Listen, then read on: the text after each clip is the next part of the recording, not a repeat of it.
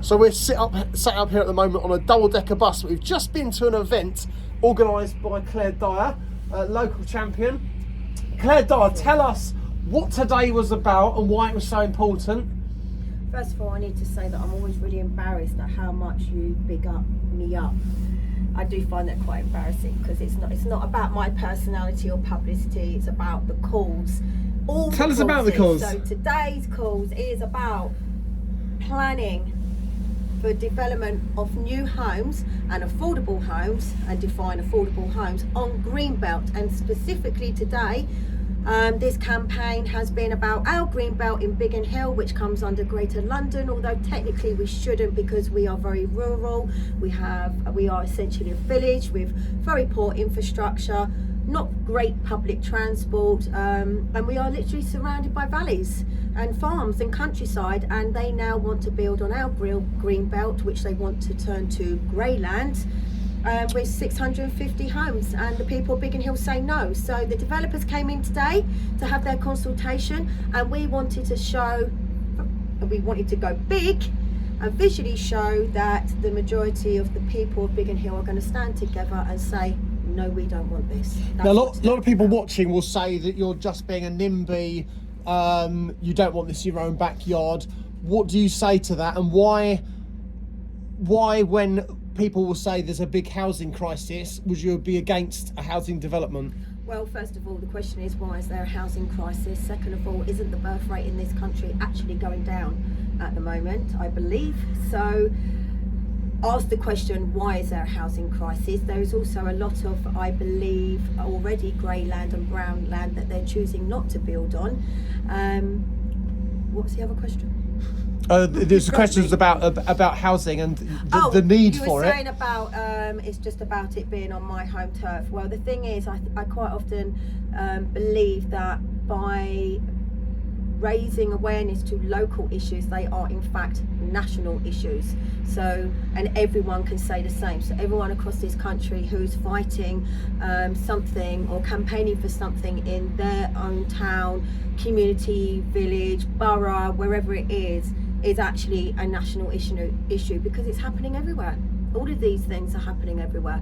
So I would always advocate for people to build teams, committees within their own communities to actually stand up and be able to fight the things that they're not happy with. Just to clarify, you say they were trying to change it to grey belt land from green belt land. Yes. What does that mean? Is that just a skewing of rules to suit it's a load of old rubbish, this whole green belt, grey land thing. The fact is, they shouldn't be trying to steal our countryside. That was farming land. I think they've based this on visual. I don't actually personally know all the details, and others would be better equipped to answer that. But the simple fact is, it's not just our land here specifically, it's everywhere. And my opinion is, how does that work in the grand scheme of things, of the net zero agenda, climate change? Because we need our plants, our fields, our trees to be able to survive anyway, and yet they want to build all over it. We have a lot of wildlife on that land, protected wildlife, and they're changing the definition and the protections against that to make it easier for developers to build. So, okay, I'm not the most scientific or academic person, but I can see when something doesn't make sense, and to me, there is no common sense in why you would want to steal all of our greenbelt and our countryside. Right, okay. I'm just going to bring in Alan Cook now. Alan Cook, if you just introduce yourself, tell us who you are and what you do. Well, I'm the Reform UK chair for the Borough of Bromley. I'm also a Bromley councillor for Bromley Common and Holwood, so I've been down here today to lend support to Biggin Hill, which is actually a wonderful community. Our mantra for the party is family, community, country, but I think we can change that today to family, community, countryside, because that is why we're here. We're trying to protect the green belt. Yes, they are messing around the lines by trying to call it grey belt. These are arable fields that are actually actively farmed. It is green belt. It is nothing else but green belt. And it's a very cynical approach. I've been into the developers' temporary office today to see basically board after board which are just covered with cheap psychological tricks to try and actually portray them as actually giving to the community, when actually in reality they're going to make the residents' lives hell here for several years if this development gets the go ahead. You know, it's a very isolated community. There's only a couple of ways in and out. They've struggled with the main trunk into Bromley recently because of the water main replacement, and you know, we don't want several years of that. You know, there is nothing good that's going to come out of this development. There's planning permission for 1.5 million homes already outstanding in this country. If they actually actively build those, it removes the majority of our housing need. You know, Bromley has an awful lot of other sites which are not greenbelt. I don't even use the grey belt description because, as far as I'm concerned, it doesn't exist. It's just a way of sneakily trying to build on the green belt. So there's brownfield sites, there's a lot of smaller commercial sites, and there's a lot of planning permission which hasn't been acted as well. Sort those out first before you start destroying the countryside, because once it's gone for good. Yeah. Now you say the inside the building, they are trying to make it look like they were giving us something. Are they giving us anything? Are they building any doctor surgeries or shops or anything? I highlighted the number of people that will actually live in 650 homes, and you know, it's a huge number. Yeah, of course. No, they are not proposing to create a new school. They're not proposing a new doctor's surgery. They're not proposing a new dentist. So no, all they're doing is going to put a lot more pressure on the existing public services in Biggin Hill, which is stretched already. And so there's no extra infrastructure being put in as far as you know? No, they're doing one community centre and a sort of a care home for the elderly, and that's what they're doing. Are these homes predominantly going to be for the elderly, do you know? We haven't got that far down the road yet. They haven't submitted planning. We don't know what buildings are going to be there, if they're going to be flats, tower blocks, or if they're going to be individual houses or terrace or anything. So this is a scoping basically mission to see what the reaction is like, and they've got no idea how bad it's going to get for them if they keep pushing on this. You know, I'm sitting at the top of your very cold bus here, and I can see a Union flag out there, I know, I was nicely looking at that. rippling away. And, you know, the thing about Biggin Hill is it is one hell of a community. Every time I drive up here, it puts a smile on my face because every single lamppost pretty much has got a Union flag on it. So they've, you know, it's still proudly ULEZ free. They operate as a village, and they know what is right for them, and they ensure that actually happens here. So the developers, they may have bitten off more than they can chew, because this community will fight them till the end. And it seems there is a bit of a fight going on, and across party as well. I'm going to bring in you, so would you like to introduce yourself and just... Yeah, I'm Philip Hatch. I'm the Conservative candidate for the elections coming up in May the 7th for the Bromley Council. So that's a council election. Now, we've had council elections delayed a few times, haven't we? What's going on there? Oh, not in London. So not in London. The elections for Biggin Hill are happening on the 7th of May. Oh, okay. All right, so they haven't been put off yet. I heard. What's your take on everything that's going on? So a massive potential gold mine for developers, perhaps, at the expense of locals? Well, if the Conservative Party have still got control of the council after the 7th of May next year, then they won't get their planning permission. The Conservatives are always... There's lots of reasons to support the Conservatives. The reason I've chosen to stand with them is their stance against the Greenbelt. I live in the Greenbelt. The purpose of the Greenbelt is to encourage, to force the development of brownfield within the cities, especially London. It's more expensive to do that, so of course the developer wants to buy a nice empty field. But if you start giving them a carrot to suggest or imply that they might get it if they, like the Labour government are doing with the grey belt definition, which nobody agrees. I'd never heard of grey belt until today, to be fair. It's a new thing on me. It's near another development, therefore, but even though it's in green belt, therefore we can redefine it, or they find another excuse to redefine a bit of green Surely belt. if you keep doing that, that's going to carry on and on and on, is it? If you keep doing that, it's going to carry on growing and growing, expanding as the green belt, absolutely. And the purpose of the green belt isn't only to force to protect brownfield development for developers as a choice instead of building into the nature, but it's also to give people some natural areas to go to. Someone said to me the other day, why are people commenting on objecting to this plan permission from places like Lewisham and Catford? It's like, they are the sort of people that the Green Belt is for. yes, it's lovely having controlled open parks and spaces, and I would never argue against keeping them, and I would fight strongly to keep them as well, and keep them maintained and keep them funded. But how lovely is it to be able to travel half an hour and you're into a natural habitat? I was out the other day in the woods looking for a deer that had a bit of wood stuck to his ankles. Do you remember? There is no control over there. It's within walking distance of where I live, and it's a wood. It's not cultivated. It's just left to its own devices, and there's hundreds of deer trotting about. This is within Greater London. You can't develop that, and you were right when you said when it's gone, it's gone. It doesn't come back. Well, I said that. Is there? That's true. What? The trouble is, obviously, Bromley Council should block this, and I believe also there's some Mary Cray and the Hayes development. We're talking 4,000 or 5,000 properties potentially being built in Bromley now on Greenbelt, but we know that this will go to appeal. The trouble is, Khan and the Labour government want this. So the only way we can stop this is not going to be Bromley Council. Obviously, Reform are very much against all three of these developments, but it won't be Bromley Council ultimately blocking it. It will be the government. So hopefully we will form the next administration before the planning permission for these is actually put forward. So I think the greatest thing in our arsenal at the moment is to delay, to push these things as far back as we possibly can. Make sure anything that they're actually doing, they don't do in parallel, so everything is done linear.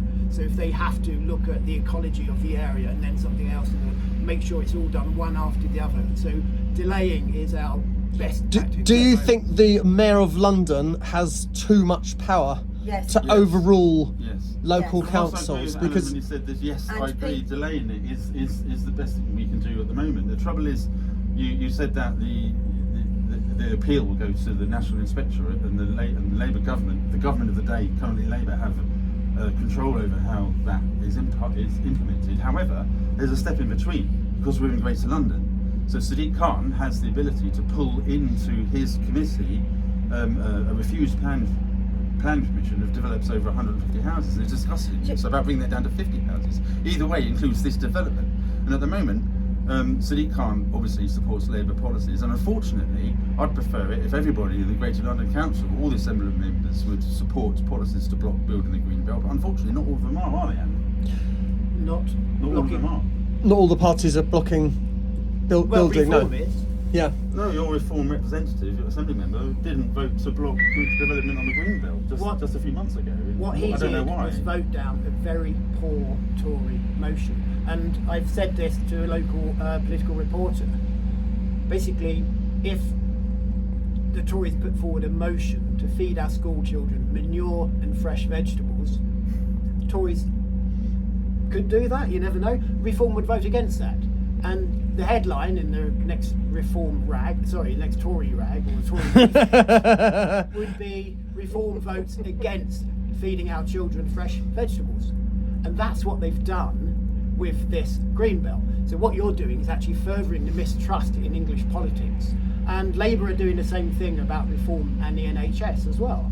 So we do not want large-scale development on Green Belt. What Alex Wilson voted against was a very poor Tory motion. His choice was therefore to support Sadiq Khan. If 90% of the motion is bad and 10% is good, you've got to vote against it. If you guys put forward a decent motion, then we would have voted for it. I just wish you did vote for it. What it was a political trap, and we're not playing that game. I think a lot of the parties do that, don't they? Potentially the public, because the Tories are playing games with politics. If I was an AM member, I'd have voted to save the Green Belt, regardless of the political games. I think that is the problem, though, isn't it? A lot of these parties, so that's how we're going to actually they make a. Green Belt. Can I just say, and this is why I'm the apolitical rose between. No, it's true though. I mean, Labour will have an amendment, or the Conservatives will have an amendment, and it will 90% of it will sound amazing, but there'll be a sharp dagger in the bottom. And when you don't vote for it, oh, look, the Tories are against this, or Labour is against that, and it's like, oh, actually, you'd have to get into the nitty gritty of the policy to go, hold on a minute, you're just playing party politics here, just trying to. Exactly, it's a shame. It's trying to make a headline. Forward to actually, block these sorts of developments, and then of course we would have voted in favour. 100%. I think, this is only my personal opinion, I think the reason reform has come leaps and bounds is because the public are fed up with party politics and people bickering over stupid nonsense, and they just want somebody to be elected to get on with the job, do what they were elected to do, and stop trying to stab each other in the back. I mean, if you watch the House of Commons in the day, it's like a comedy show. They're all jeering and shouting over each other. Other countries must think we're a bunch of clowns. And also, for so many years, it's really only been between two parties. Maybe sort of throw three into a mix.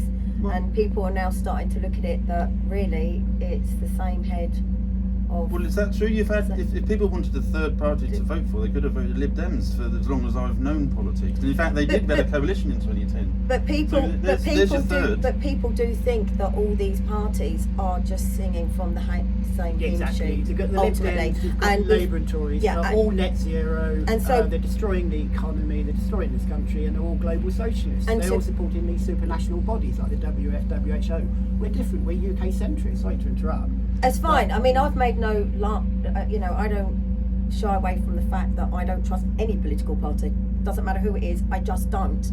I actually believe... A lot of the public feel the same way, to be fair. And that's a lot of people say, I'm not voting because we're fed up with... No disrespect to you guys, because, you put your head above the parapet. A lot of the public... In fact, when you look at a lot of votes, there are less than 50% turnouts on a lot of elections, and it's because people say, I just don't want to vote. And that is why. And that's a shame. How are we going to address that? How are we going to fix that? How are we going to get people to trust you? And reform. That's a question to both of you, by the way, guys. They're being seen as totally different from really the three main parties that we already have.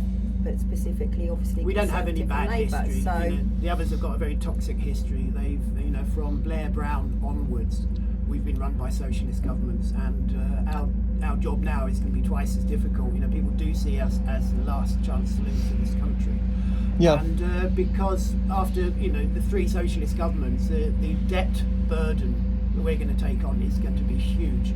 And we're the first government since Blair that actually supports commerce and business and the small businessmen, SMEs. A lot of people will say, and I've heard this is social media chit chat, that reform are going to privatise the NHS. Well, this is what where's this come from? And I know exactly where it came from. It's about 13 years ago. Nigel Farage was being interviewed, and he was asked, what's the future of health in the UK? And he said at some point the UK may have to look at an insurance-based system, and that was it.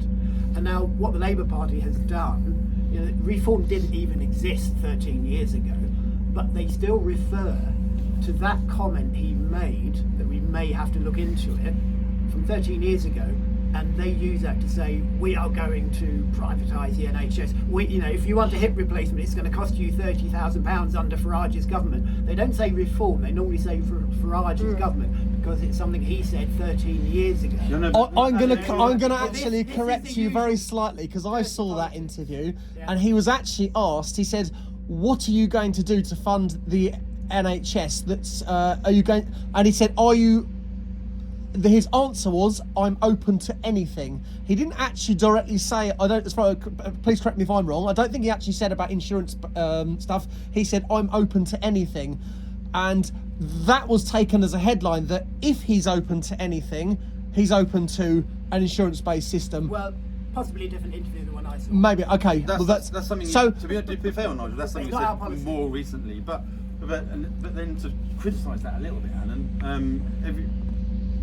reform policy is basically what Nigel Farage says. So you can't, at the moment, you're criticising the media for picking up things that Nigel Farage said. Nigel Farage is the captain of the ship. He's the captain of the ship, but also if you want to know what policy, you're going to find it by looking at interviews with Nigel Farage directly, more than you're going to find it on Reform's website. And having said that, a little bit of support. I personally, I'm just a candidate, I'm not a politician yet. I agree with a lot of what the reform principles are, I do, but that's because a lot of them are conservative principles. It's the delivery that I'm really keen on, and there's 15% of things I can't get on board of in terms of national politics. But we're talking about local politics here. We're talking about what we're going to do in Bromley Council. Bromley Council, everyone I've been starting to go out canvassing, knocking on doors and talking to people. The question is, do you think Bromley Council locally is well run? And I've had about one person out of hundreds say to me, well, I think they could do better. And I asked them, what do you think you could do better? Oh, well, that bit of grass needs cutting. And it's literally things like that. I'm not talking about youth services or building policy or adult services or education or travel or anything like that, because all of that is good stuff. I'm not talking about council tax, because Bromley is one of the lowest council taxes in all of London. So, and when we're talking about local politics, I don't see, sorry Alan, what national policies that come from the Reform Party can deliver locally, because I haven't seen any. And if you want to know how, to be fair, they've not really been in government. There's not really. Yeah, I know, but they've only just. They haven't had much of a chance to. We're running, 12 councils. Yeah. And we are finding waste. Oh, yeah, apparently you're doing very well with the Doge. So exactly. Yeah. And the They media found any has waste in Kent at all, never. though. Yes, they did. Media are now looking at our at local government like they never have done. Someone swears on a Zoom call and it's national news. Yeah. So yeah, everyone is in panic mode. They know that pretty much we're going to take over. I'll be screwed then. I swear all the time. But yes, Bromley Council wants to be net zero by 2027. This is a huge unnecessary cost that we don't need. Yeah. And I know that from from the Is it inside actually now. even achievable? Yeah, Well, the and thing, what will it do? net zero is only going to make the people who've It bought all does. these So- wind farms loads of money. And the thing is, it would only work if we had a nationalised energy industry, which we don't have. The mistake was made when we sold them off for a pittance, and have been paying an absolute fortune ever since. And of course, Bromley Council- nobody's ever, It's- no government. Bromley Council is one of the best run councils in Greater London, but there is still lots of room for improvement. Yeah. We've got the Bromley councillors voting in line with Labour at the moment in the council, because they want to vote against what we're putting forward as well. And we're going to put a motion into the next full council meeting. Let's see what they do on that. What's it going to be? Not going to tell you. Go on. You have to wait. Just coming back to you. Sorry, name again. It's Philip Patch. Philip. Local candidate for Biggin Hill, standing for the Conservative Philip, Party, as a Kingsley. Conservative, how are you going to, and I didn't get a chance to ask this question, how are you going to get people who don't vote, who've fed up with, no offence to you, Conservatives, Labour, everything else, and they'll say, well, we've had 14 years of Conservatives, nothing changed, why should I bother voting for you, or why should I bother voting at all? I'm sick of the lot of you. What are you going to do, and how are you going to change people's mindset so that they can actually be bothered to walk to the polling station? Yeah, voter apathy. It's There's a lot of it. Yeah, There's yeah, a lot no, of it. I- People are fed up. I agree. People say, "Oh, I used to vote this way, I used to vote that way, but I don't know." And I'm knocking on doors, encouraging them to go out and vote and make a difference. And it is important.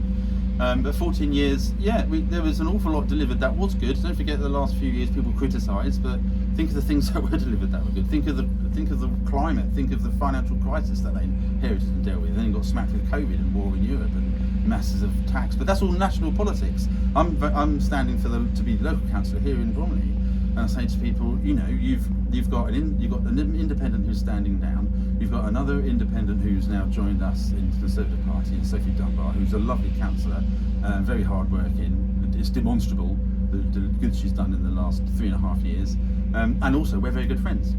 And I'm passionate, and I believe that's a small c. Conservatism is a politic that most people that I meet in Biggin Hill agree with. We think we should support small businesses. We think that creation of opportunity is the best thing to help people help themselves, to make their lives better for themselves. We agree on pretty much everything. And if ever there's a conversation that comes up that pushes them away from that, then that's always a national conversation, not a local conversation. But surely, as a Conservative candidate, you should be almost in agreement with your party's policies on a national level in order to be part of the Conservative Party. So you're still going to have an opinion on national issues. You can't always just say, look, locally this, locally that. You've still got to have an opinion, and whether people like it or not, people do vote locally on national issues. People will say, well, I don't like the Conservatives because of this, or I don't like Reform because of that, I don't like Labour because of this. I'm going, No, I understand the you question, have to. and yes, Kingsley, you're right. It's like, but yes, there are national issues, and yes, if you look at the new People policy want to know that's your out- opinion on those national issues as to whether they're going to trust you on local issues.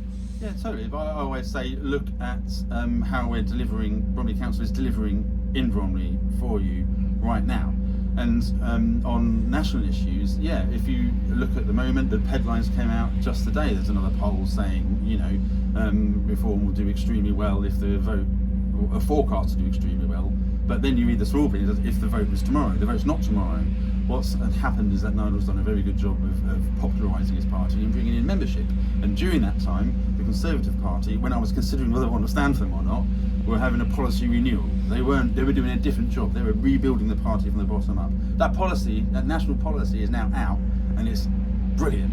So now we've got time for that to sit what between here and next May, nationally, to see how that sits with the people that are going to vote in May, and we'll get to talk about those policies at the doorstep, and that's what I'm looking forward to. One thing I'm going to pull you up on quickly, Your just previous question, I'd just like to add in Go on. on the voter apathy. Yeah. What I'm seeing a lot of is actually people who are voting for the first time. Yeah. Because they are so pissed off with what the Tories and Labour have done to this country, that they now want to vote for something different and vote for a different future. So we're seeing a little bit of both. Yes, we're getting voter apathy, but we're getting an awful lot of new voters saying, I've never voted before, but I'm voting for you now. So We'll convert them. well, that's a good thing. Thanks for explaining them. Will convert them. will you convert them though? Because you said you agree with a lot of policies that Reform have, and on a national level, you could argue that you've had 14 years to put those policies in place and you haven't. So now that Reform is a threat, why are we all suddenly now deciding that actually they're good policies, we're gonna implement them? And I'm seeing a lot of things on social media. We're going to do this if we get elected. Well, you were elected and you didn't do that. Because And a those lot of things- voters are going to throw that at you. It's a very good question. Those 14 years, these policies that are now number one and number two and number three policies in the country nationally, we're talking nationally again. Because people will say, they weren't well, those top policies in Yeah. 2010. The top policies in 2010 was the financial crisis, Yeah. and David Cameron formed a coalition with the Lib Dems to deal with that. Do you remember the squeezed middle? That was all the big words in 2010, and Labour was spending far too much money on anything. Christ, in 2008, when the financial crisis hit, Labour had turned the economy into a deficit, even though it was a global boom. That was the main conversations back then, not immigration. Immigration has become progressively a bigger topic and a bigger topic and a bigger topic, and now it is.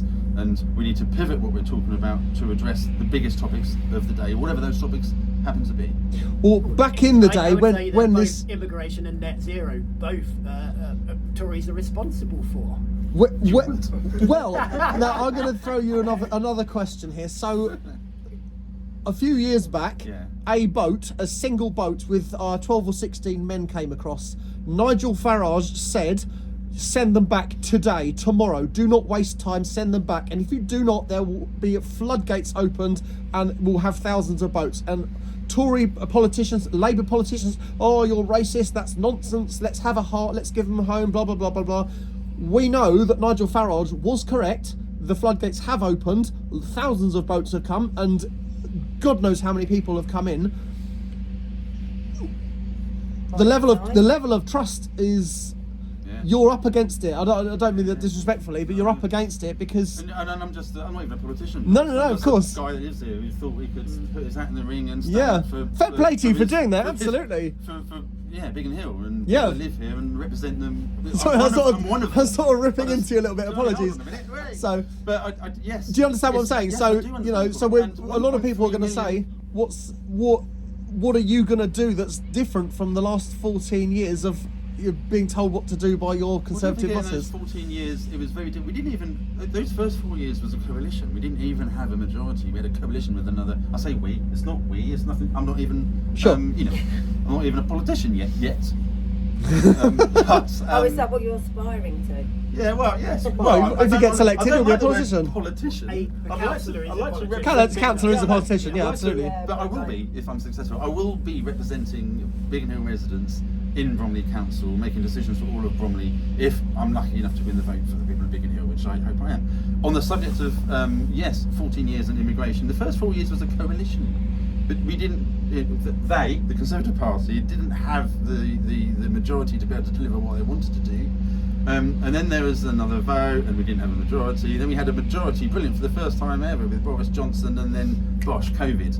So, and all that time, the Conservative Party won by having the sort of politicians that would break down seats in constituencies that were historically Labour voters, so they couldn't be as far conservatist as they should be to deliver on the policies that you're talking about. And Alan, you're using the word socialism to describe the last three parties, and I know that you're doing that because you're getting. Well, it's true. You're saying it because the Reform Party are getting flack for being too right wing, and that's what you're saying. That. Well, no, but the centre of the political spectrum has moved to the left. So yes, it has. But we may look like we're quite right wing, but actually no, we're centralist. Yeah, that's why we have the centre left and the centre right voting for us. So the red wall are the centre left, the small c Conservatives are the centre right, and they're all voting for us. So you've got the Lib Dems voting for you, and eventually they'll probably go back to voting for the Lib Dems. But when your party's every single poll for the last year has given your party somewhere between 20 and 60 seats if there was an election. So it's not looking good, and that number's getting smaller and smaller. The leaked document was 14 this time round. Your party is in its last death throes. Well, the idea and is it this should new be party. What the damage it's actually done to this country. I think it's only fair that they should now step back and let us actually take the country forward. I think that's for the voters to decide, to be fair. And all they've got to do is read the new policies coming out that Kemi Badenoch released at conference. They're brilliant. They're exactly what I've seen actually, to be fair to Miss Badenoch, Nigel Farage has been praising her quite a bit in previous videos, saying that she's got some very good policies, she's very good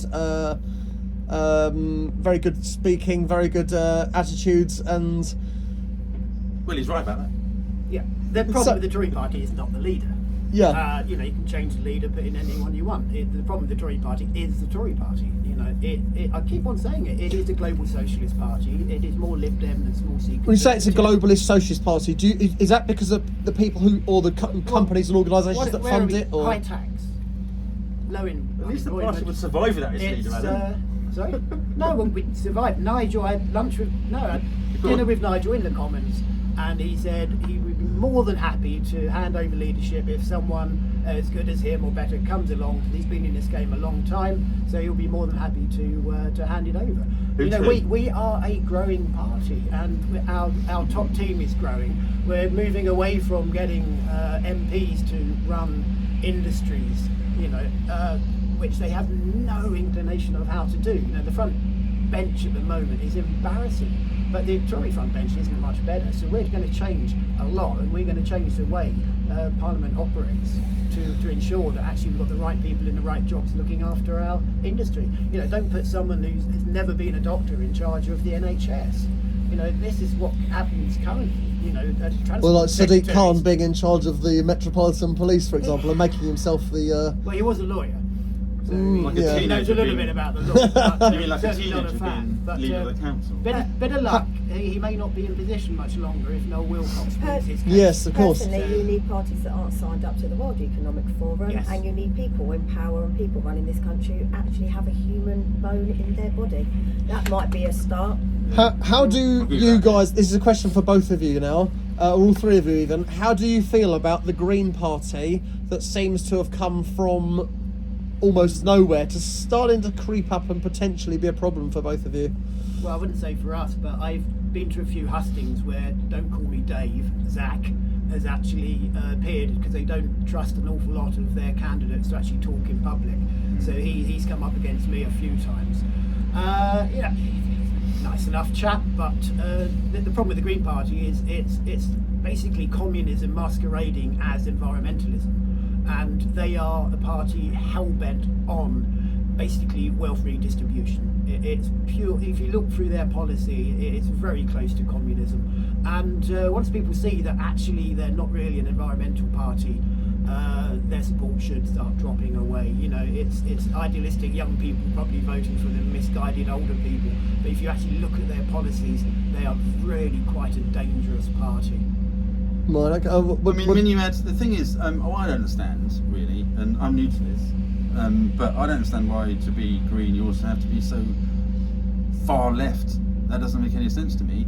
I mean, if you're thinking about voting green, and it's not because you're making a protest, you know, you just read the last Conservative manifesto, the one before that. They were both better deliverable policies than the Green Party had themselves. You know. What's green about net zero? All that does is destroy our economy and our industry. And that is under review by all of us. Yeah, but it was you guys who pushed it. It was Theresa May who pushed the date policy forward, at the put it time. into law, and didn't even get a vote in Parliament. It was very popular. People were laying themselves down in front of ambulances at the time. This is the problem. It was a huge deal. It's popular and misguided, and you're going to do a U-turn on it. You know, Starmer will have to at some point get rid of Mad Ed and do a U-turn on it. I think to a certain extent, he's saying the same things now as he did 10, 20 years ago.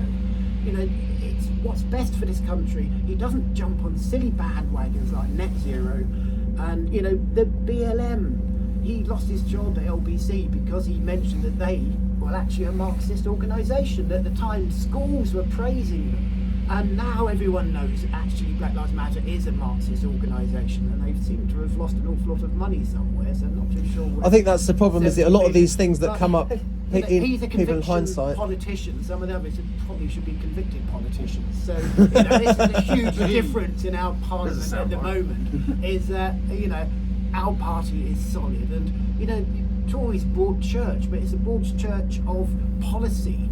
So it's not really integrated. If you're going to keep that many people happy, no one's going to end up being happy. And you've got a fractured party. It's a coalition. The Labour Party is a coalition between very small parliamentary centre-left, but a hard left, and then a far left. Pretending not to be, And yeah. so the cracks are appearing already. Whereas us as a party, we're all pretty much agreement on our policies, and so we're actually quite solid. There's no fractures there.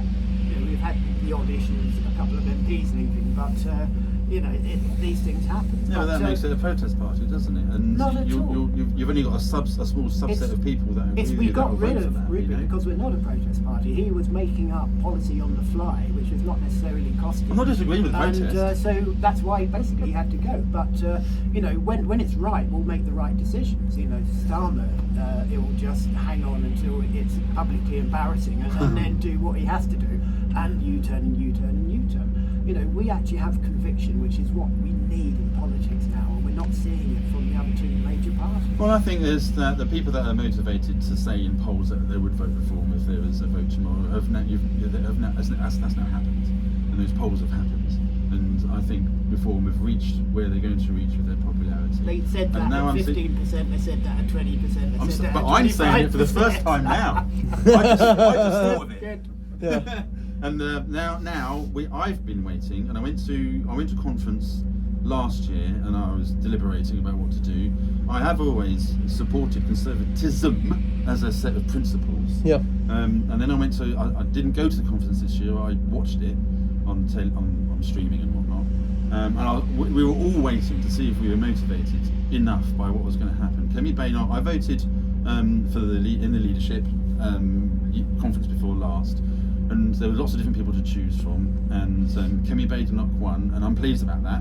And she's brought out, we were all waiting to see. She said, in her campaign for leadership, what I would do is sit back, review things, put policy groups together, create new policies, reinvent the Conservative Party, big C. And we all were like, right, including me, let's see what she does. Let's reserve judgment, let's give her that year. In that time, Nigel's done a great job of boosting membership and popularity, which is the right thing for the Reform Party to have done, or the right thing for the Conservative Party to have done as a previous existing political party with hundreds of MPs, or 100 and something, is to rebuild and then come back to the country with a fully thought out set of deliverable policies with explanations of how they'll be delivered. And I personally have been waiting to see how she did, and I am very excited with what's come out, because I think they're great policies, very deliverable, and they are on point with the mood of the country as well. So let's see what happens between now and next year, at least, if not now, in the next general election. I think at the local elections is going to be a very sort of telling yardstick, isn't it? When the polls go for locally, people are going to be looking at what the mood is like. You know, if Starmer is still in position by May, and if it goes the way we're thinking it's going to go, then he may go. I think And, Starmer I think being Henry in may go power as is well. probably a gold mine for both of your parties, because I think Starmer's basically ruined Well, I wanted ruined the Angela Labour Rayner to be Party. PM. Really, I thought that would have been hilarious. Oh. So? Angela Rayner for Prime Minister. It's now Well, now yes, Deputy Prime yes, Minister's the son, one who, so, yes. yeah, we've got some great fun times to look forward to now. It's not fun though, really, is it? Because what they've done is they've messed up the country for the last. Well, so did you guys. So, Right. We are going to have to wrap it up in a minute, guys. So I'm going to give you one final question. This can be a personal opinion. It doesn't have to be your party line. If we have a hung parliament, would you like, or would you think that you could be in coalition with Reform or any of the other parties? That's my wife calling, trying to get me out of that question. I don't think we're going to have a choice. You know, I think that what we'll do between now and May is convince Biggin Hill of the values of conservatism as a set of principles, and they'll realise that. I mean, is there any party that you could not be in coalition with? I mean, obviously you were in coalition previously with the Liberal Democrats. Nationally, Is there anything that you think you just couldn't work with them because of they're incompatible?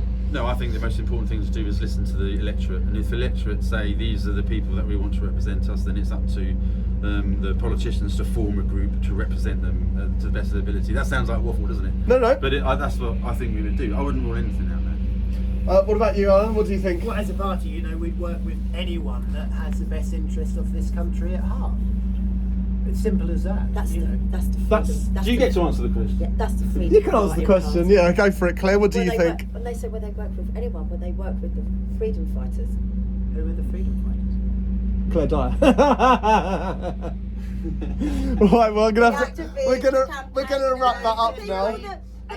Exactly, apolitical. Non-political Yeah, the party, people political that don't stance. do this for any political agenda or for any personal gain or to bump themselves up the ranks. I mean, for me personally, I sit and I listen to this and it's like a show, isn't it? For me, and It's been very interesting. It's very informative listening to you guys. This country or whether it's global, for me, I can just never get past the thought and the opinion of all these parties are just the same. It's all just a show. They're all just singing from the same hymn. To be fair, I can There's see just both an of these agenda, gents and clearly it's all care about what they're money, doing. Power. Oh yeah, that's what I'm saying. So personally, yes, I will work with somebody with the likes of Conservative, and I would work with somebody from the likes of Reform, and actually, you know, even if it's a Labour MP fighting for the same thing that I believe in, if I have Yeah, to common work causes. with them because they have an element of power or control,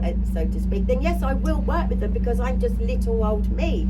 But in terms of when it comes to a party, a national party, I just can't get on board with any of them because to me it's just an agenda, and I would just love, that's a humanitarian man probably. It's your phone talking to you. Your phone's talking to you. So, It is. I can hear it in my ear.